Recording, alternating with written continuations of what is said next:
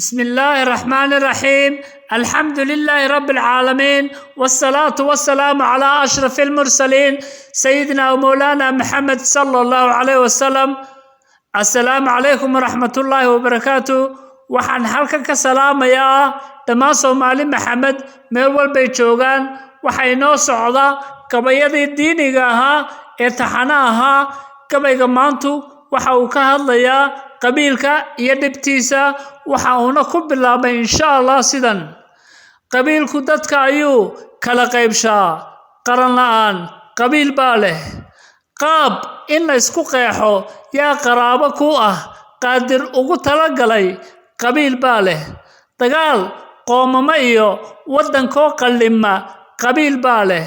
qorshe iyo qoonde ma laho qashin iyo isqabqabsi qabiil baa leh.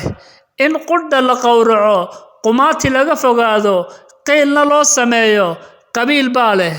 wanaagoo la isku qirin qalinkoo la quursado jaahilnimo aan la qiyaasi karin qabiil baa leh. qabweyni qosol dulmiya xaqoo la qariyo qamoomyo iyo qandho qabiil baa leh.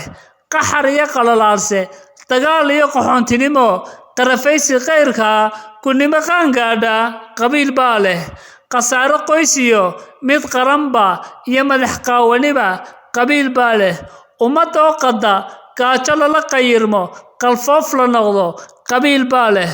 quus iyo in la isqasho qadarin qaayo iyo qiimo darni qabiil baa leh. qaadirow Soomaali quluubtooda qabiilka ka qaado kuwii qaboobee dantooda ku qanca bawkayeel. waad mahadsantihiin dhammaantiin. waxaan leeyahay walaal aan qabiilka ka fogaana insha Allah. wassalaamu calaykum waraxmatullaahi wabarakaatuh.